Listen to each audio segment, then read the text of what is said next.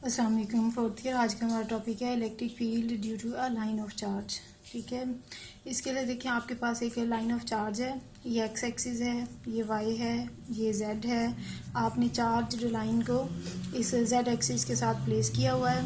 ये point P है जहाँ पे आप पता लगाना चाहते हैं कि इलेक्ट्रिक फील्ड इंटेंसिटी की वैल्यू कितनी है इस चार्ज लाइन की वजह से। अब यहाँ से देखें, इस पॉइंट पी का perpendicular distance from the line of charge y है, और आप यहाँ पे हम कलेक्टिवली नहीं कर सकते, हम करेंगे तो छोटे छोटे लेंथ एलिमेंट्स बना के उसके लिए इलेक्ट्रिक फील्ड की वैल्यू फाइंड करेंगे यहाँ पे, और फिर उस इलेक्ट्रिक फील्ड को इंटीग्रेट कर लेंगे ओवर द होल लेंथ। ठीक है, अब इसके लिए देखिए सबसे पहले हम एक छोटा सा लेंथ एलिमेंट डी जेड ले लेते हैं at a distance Z from the centre. वो जो ओरिजिन हमने लिया है वहाँ से जेड डिस्टेंस पे ये एक छोटा सा लेंथ एलिमेंट डी जेड है, और इस यहाँ पे जो चार्ज की वैल्यू है उसे हम कहते हैं डी क्यू है। ठीक है, इस डी क्यू चार्ज की वजह से इस पॉइंट पी पे जो इलेक्ट्रिक फील्ड इंटेंसिटी की वैल्यू है उसे हम कहते हैं ये डी ई है।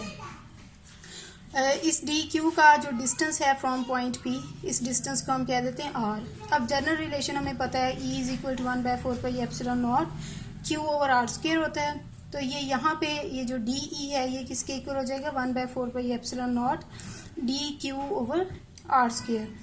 अब आपने पढ़ा था कि लाइन चार्ज डेंसिटी के लिए जो होती है लाइन चार्ज डेंसिटी लैम्डा, वो D Q by D Z होती है। तो डी क्यू को यहाँ से हम लैम्डा डी जेड लिख सकते हैं।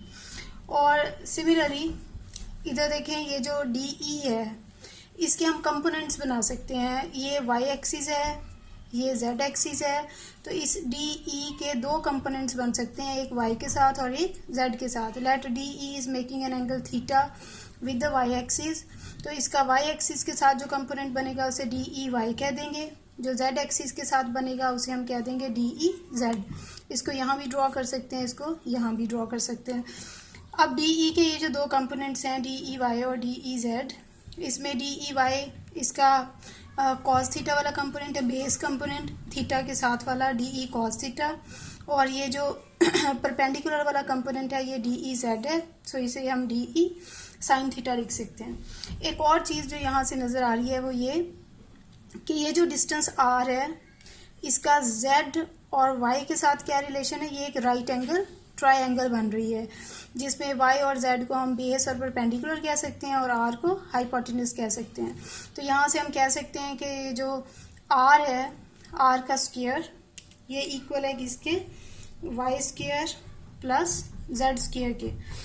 तो अब ये जो आर स्क्वायर है इसकी वैल्यू और इस डी क्यू की वैल्यू हम इस इक्वेशन में पुट कर लेते हैं। D E is equal to 1/4πε0 d q over r square. इसमें डी क्यू की जगह लैम्डा डी जेड पुट कर लिया, आर स्क्वायर की जगह y square plus z square, और इस तरह डी ई की वैल्यू ये आ गई है। ठीक है, अब एक और नोटिसेबल बात यहाँ पे ये है कि अगर हम यहाँ पे देखें डी ई जेड और डी ई वाई की डायरेक्शंस, तो ये जैसे डी जेड हमने एक छोटा सा लेंथ एलिमेंट ओरिजिन के इस साइड पे लिया है जेड डिस्टेंस पे, अगर हम इतने ही जेड डिस्टेंस पे एक डी जेड एलिमेंट ओरिजिन के दूसरी साइड पे लें और इसकी वजह से इलेक्ट्रिक फील्ड देखें डी ई और उसके भी कंपोनेंट्स बना लें, तो इस डी ई के भी दो कंपोनेंट हैं डी ई जेड और डी ई वाई। यहाँ से नज़र आ रहा है डी ई जेड इस लेंथ एलिमेंट की वजह से और दूसरे की वजह से एक दूसरे के ऑपोजिट है, यानी इसकी डायरेक्शन ऊपर वाली साइड पे है, इसकी नीचे वाली साइड पे है, तो ये एक दूसरे के इफेक्ट को कैंसिल आउट कर देंगे। सिर्फ ये डी ई वाई और डी ई वाई जो है इन दोनों की डायरेक्शन सेम है, इसकी वजह से भी और इसकी वजह से भी, तो ये दोनों जो है ये ऐड होके आपको रिजल्टेंट फील्ड देंगे। अब इससे हमें ये नज़र आ रहा है कि जो रिजल्टेंट फील्ड होगा due to this line of charge वो कहाँ पे होगा, अलोंग वाई एक्सिस। ठीक है, उसके बाद आपकी बुक में ये कुछ मैथमेटिकल स्टेप्स हैं, आपने ये फॉलो करने हैं मैथमेटिकल स्टेप्स कि हम क्या करेंगे, जो ई है उसको हम ई वाई लिख सकते हैं क्योंकि इसी के इक्वल आएगा, और इसे cos theta D E cos theta या कॉस थीटा डी ई अभी जो मैंने लिख के दिखाया था, और इसको इंटीग्रेट कर लेंगे from z is equal to -infinity to +infinity. तो ये हमारा टोटल फील्ड आ जाएगा, क्योंकि जेड की वजह से मैंने कहा है कि वो एक दूसरे को कैंसिल कर देंगे। अब ये माइनस इन्फिनिटी से प्लस इन्फिनिटी वाली लिमिट को अगर हम चेंज कर लें 0 से इन्फिनिटी तो साथ फिर 2 आ जाता है। ये इंटीग्रेशन के रूल्स आपको पता है। cos थीटा DE लिख लिया। अब हम DE की वैल्यू जो अभी हमने यहाँ पे लिखी थी, DE की ये वाली वैल्यू, ये 1/4πε0 लैम्डा dz/y² प्लस z², ये वैल्यू अब हमने यहाँ DE की जगह पुट कर लेनी है। ठीक है, अब उसके बाद ना एक और नोटिसेबल बात फ्रॉम दी डायग्राम मैं आपको समझा देती हूँ कि यहाँ पे ये जो एंगल थीटा है इसका देखें y और z, यहाँ पे y जो है वो बेस है, z परपेंडिकुलर है। कैसे पता लगता है? ये थीटा, एंगल थीटा, अगर ये थीटा है तो ये भी थीटा है। थीटा के सामने वाला जो कंपोनेंट होता है परपेंडिकुलर होता है, थीटा के साथ वाला बेस होता है। तो परपेंडिकुलर ओवर बेस क्या होता है? Tan theta. तो यहाँ से हम लिख सकते हैं टेन थीटा इक्वल है z ओवर y के, तो y को हम z टेन थीटा लिख सकते हैं। ठीक है, तो अगर हम y को z टेन थीटा लिख लें, जैसे कि यहाँ पे लिख लिया है, तो z² is equal to y² tan square theta बन जाएगा। ठीक है, और यहाँ से z y टेन थीटा, इसको dz लिखेंगे तो डेरिवेटिव ले लें, दूसरी साइड पे भी टेन थीटा का डेरिवेटिव होता है second square theta d theta.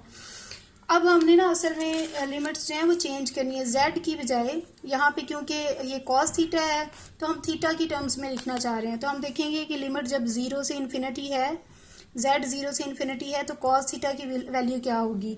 तो जब z 0 है, सॉरी टेन थीटा की वैल्यू, तो टेन थीटा क्या होगा? 0 होगा, क्योंकि यहाँ से इस इक्वेशन से देखें z is equal to y tan theta है ना। तो जब हम z को 0 करेंगे तो टेन थीटा भी z 0 over y is equal to 0 आ जाएगा। और जब टेन थीटा कब 0 होता है? जब थीटा की वैल्यू 0 होती है। इसको आप इस तरह भी पता लगा सकते हैं, theta is equal to tan inverse 0, tan inverse 0 is equal to 0। इसी तरह z को इन्फिनिटी पुट करेंगे तो टेन थीटा की वैल्यू भी क्या आ जाती है? फ्रॉम दिस इक्वेशन इन्फिनिटी आ जाएगी। और ये कब इन्फिनिटी होता है? जब थीटा की वैल्यू 90 डिग्री या π/2 हो। अब हमने लिमिट्स को यहाँ पे z is equal to 0 to infinity की बजाय हमने क्या कर लेना है? Theta is equal to 0 to theta is equal to π/2, ये हमें ये पता लगे यहाँ से। इसके बाद फिर dz की जगह आपने y second square d theta put कर देना है। इसी तरह y² प्लस z² की जगह आपने y² टेन स्क्वायर थीटा ये पुट कर देना है। और ये वैल्यूज़ आपने पुट की। कुछ मैथमेटिकल स्टेप्स हैं, या आप करके देख लीजिएगा, कोई प्रॉब्लम हो तो पूछ सकते हैं। तो एंड पे जो हमारी इलेक्ट्रिक फील्ड आई है वो है लैम्डा ओवर 2πε0 y, और साथ y कैप आ जाएगा। y है ना, y कैप क्यों आएगा? क्योंकि हमने शुरू में देखा है कि z कंपोनेंट्स एक दूसरे को कैंसिल कर देते हैं, जो नेट फील्ड है उसकी डायरेक्शन y के साथ ही बनती है।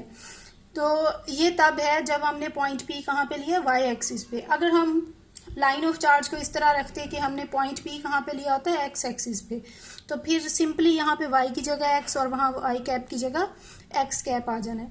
इसी तरह अगर कोई भी पॉइंट हो other than x y z axis, कोई पॉइंट P है जिसका distance from the line of charge r है, तो फिर हम इस इक्वेशन को जनरलाइज करके x y की बजाय यहाँ पे r लिख लेंगे और यूनिट वेक्टर हमारा क्या आ जाएगा? r cap. और r यहाँ से नज़र आ रहा है, ये x² प्लस y² के बराबर है। तो इसमें बच्चों कोई प्रॉब्लम हो तो आप पूछ सकते हैं। Thank you so much.